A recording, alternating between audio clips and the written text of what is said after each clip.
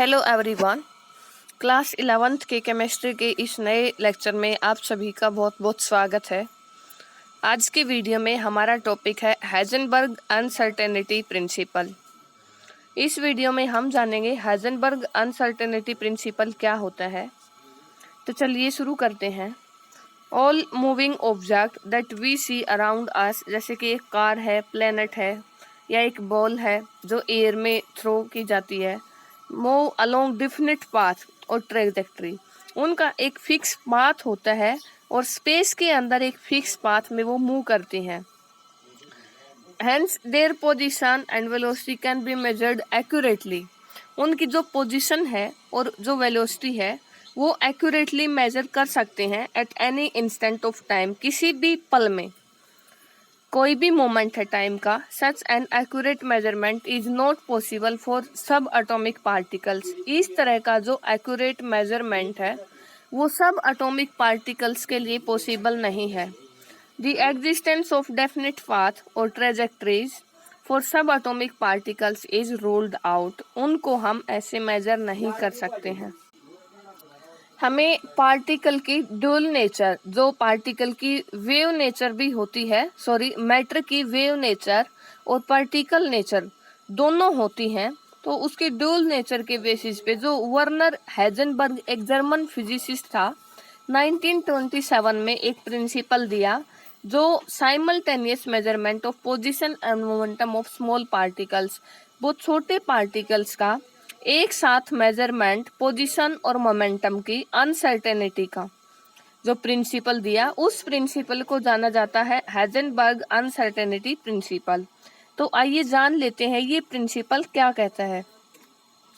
It is impossible to measure simultaneously the position and momentum of small particles with absolute accuracy.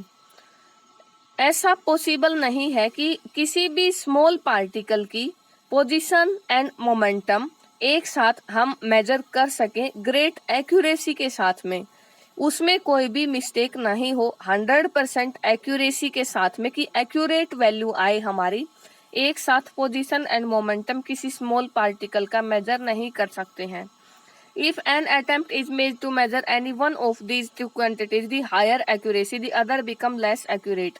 अगर हम उसका momentum higher accuracy के साथ major करना चाहेंगे तो जो दूसरी क्वांटिटी है, अनसर्टेनिटी इन पोजीशन को डेल्टा एक्स से रिप्रेजेंट किया गया है और अनसर्टेनिटी इन मोमेंटम को डेल्टा पी से।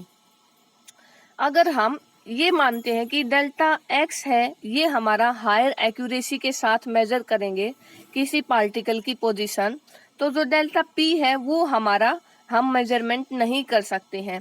अगर हम ये कोशिश करें कि डेल्टा पी को हम हाई एक्यूरेसी के साथ मेजर करते हैं तब हमारा डेल्टा एक्स हम उसके साथ मेजर नहीं कर सकते हैं। अगर हम इन दोनों में से एक को हायर एक्यूरेसी के साथ में मेजर करने की कोशिश करते हैं तो दूसरा हमारा इसके साथ मेजर नहीं कर सकते हैं, वो लेस एक्यूरेट होगा। तो अनसर्टेनिटी इन पोजीशन क्या होता है? मान लीजिए हमने किसी पार्टिकल की पोजीशन, कोई स्मॉल पार्टिकल है वो यहाँ प्रेजेंट है और हमने उसको बताया यहाँ पे, मान लीजिए वो यहाँ पे है, रियल में यहाँ पार्टिकल है लेकिन हमने मेजरमेंट की है यहाँ पे x2, इस पॉइंट के ऊपर मेजरमेंट की है, तो इसमें जो अनसर्टेनिटी आएगी, मतलब फिक्स नहीं है ये, जो इसके अंदर एक्यूरेसी नहीं आई है, अनसर्टेनिटी आई है, तो वो होगी x2 माइनस x1। रियल में वो पार्टिकल है यहाँ पे, हमने मेजर किया यहाँ पे कुछ हटके, 100% एक्यूरेट नहीं किया, तो उसमें अनसर्टेनिटी आएगी, वो है डेल्टा x। ऐसे ही मोमेंटम की अनसर्टेनिटी को डेल्टा p से मेजर किया गया है। तो उसके बाद जो डेल्टा x है uncertainty in position and delta p uncertainty in momentum, delta p को यहाँ पे m इंटू डेल्टा v भी लिखा गया है, क्योंकि जो मोमेंटम होता है वो मास और वेलोसिटी का मल्टीप्लाई होती है। तो यहाँ से अनसर्टेनिटी इन मोमेंटम निकालेंगे तो किसी बॉडी का मास तो एग्जैक्ट वही वैल्यू होगी और जो उसकी वेलोसिटी होगी वो delta v, uncertainty in velocity. उसके बाद जो अनसर्टेनिटी इन जो रिलेशन है हाइजेनबर्ग अनसर्टेनिटी प्रिंसिपल में, delta x into delta p, greater than is equal to h upon 4 pi. ये रिलेशन आता है इसके अंदर। h यहाँ पे प्लैंक्स कांस्टेंट है, delta x uncertainty in position and delta p uncertainty in momentum. और डेल्टा p को और क्या लिख सकते हैं हम, delta p is equal to m delta v। और मोस्ट ऑफ द पर्पज जो मैथमेटिकल एक्सप्रेशन है उसमें हम वैसे तो ग्रेटर देन और इक्वल टू का रिलेशन है, उसमें अप्रोक्सीमेटली हम इक्वल टू ही मान के चलते हैं। Delta x into delta p is equal to h upon 4 pi. और डेल्टा p की value calculate for a given value of delta x using the expression value delta p। जो value delta x की हम calculate करते हैं तो उसको इस एक्सप्रेशन को यूज करके हम डेल्टा p की वैल्यू भी वहां से कैलकुलेट कर सकते हैं। मान लीजिए हमें डेल्टा x की वैल्यू पता है, हम कैलकुलेट कर चुके हैं, तो यहाँ से डेल्टा p की वैल्यू आ जाएगी h upon 4 pi delta x। और ऐसे ही अगर डेल्टा x की वैल्यू हमें कैलकुलेट करनी है तो h upon 4 pi delta p ये वैल्यू आ सकती है। और उस ये है, it is impossible to understand that uncertainty principle applies to position and momentum along the same axis. एक ही एक्सिस के along uncertainty in position and uncertainty in momentum, एक ही एक्सिस के अलोंग हम मेजर एक साथ नहीं कर सकते हैं।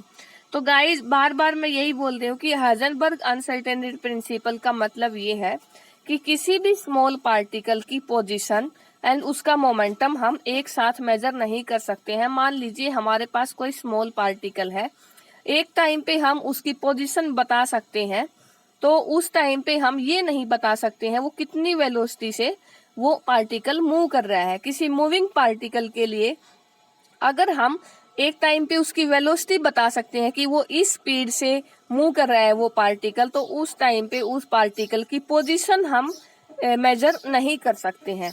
ऐसा नहीं हो सकता कि एक पार्टिकल जो मूव कर रहा है उसकी हम पोजीशन भी बता सकें और उसकी वेलोसिटी भी दोनों एक साथ मेजर कर सकें, ऐसा बिल्कुल भी पॉसिबल नहीं है।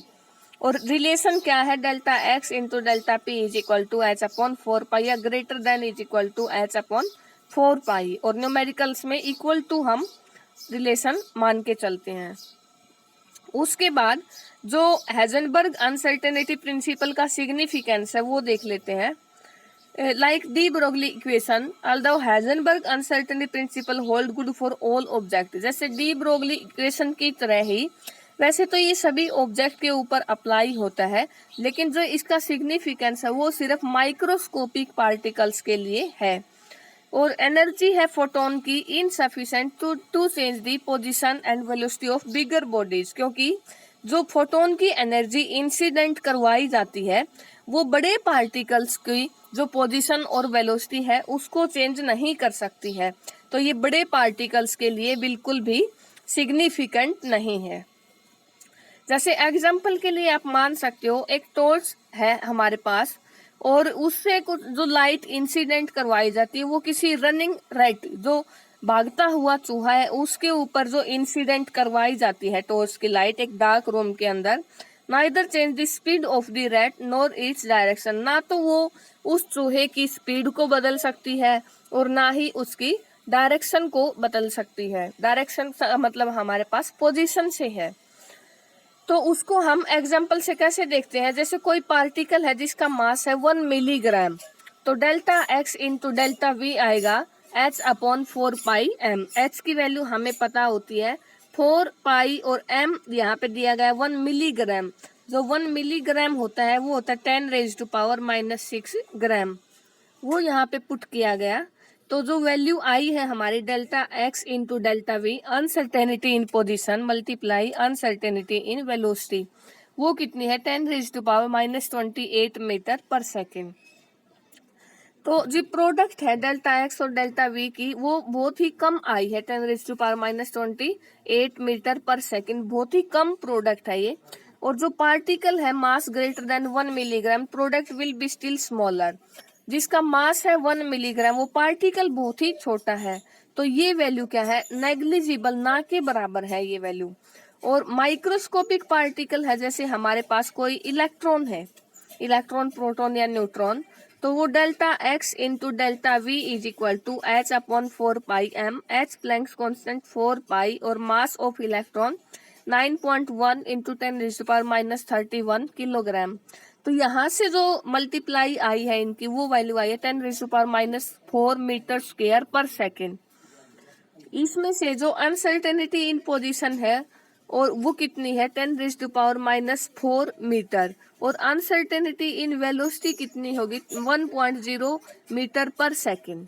इसी में से विच इज क्वाइट सिग्निफिकेंट, जिसका कुछ न कुछ सिग्निफिकेंस है, तो इसी वजह से ये किसके ऊपर अप्लाई होती है, जो हेजनबर्ग अनसर्टेनिटी प्रिंसिपल है उसका सिग्निफिकेंस सिर्फ और सिर्फ किसके लिए है, सिर्फ और सिर्फ माइक्रोस्कोपिक पार्टिकल्स के लिए इसका सिग्निफिकेंस है।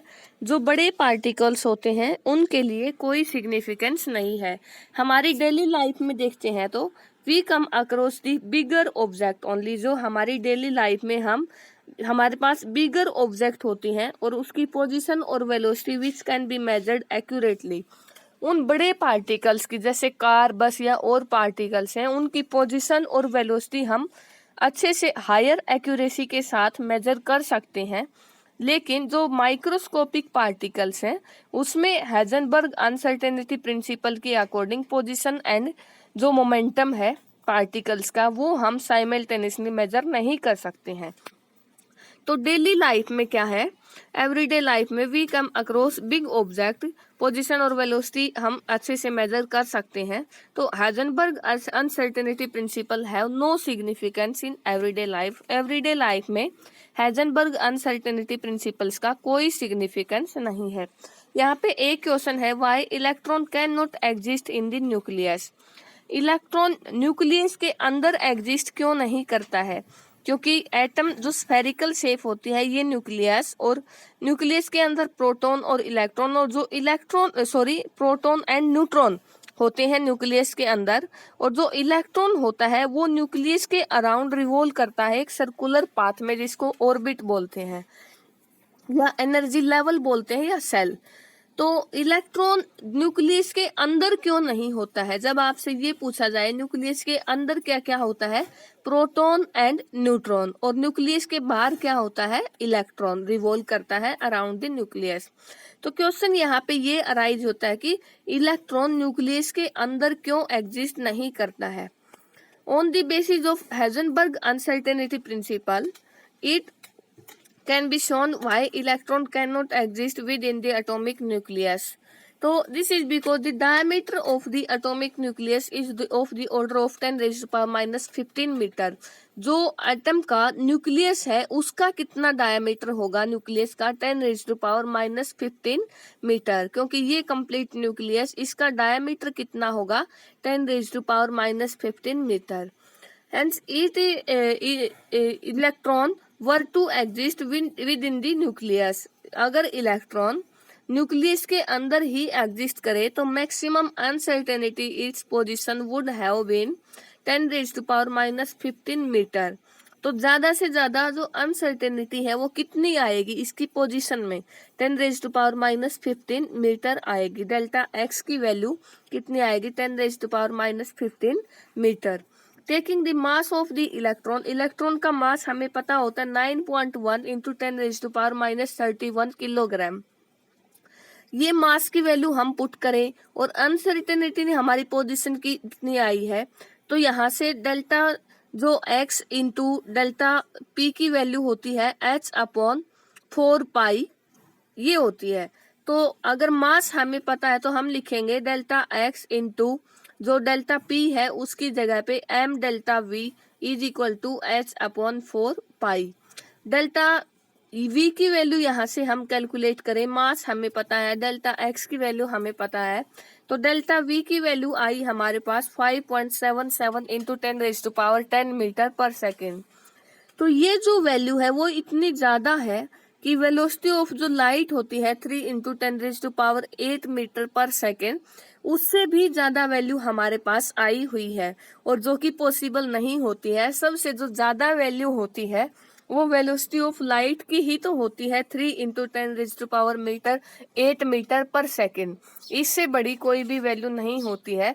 और जो हमारे पास इलेक्ट्रॉन की जो वेलोसिटी है उसकी वैल्यू हमारे पास इससे भी ज़्यादा आई है।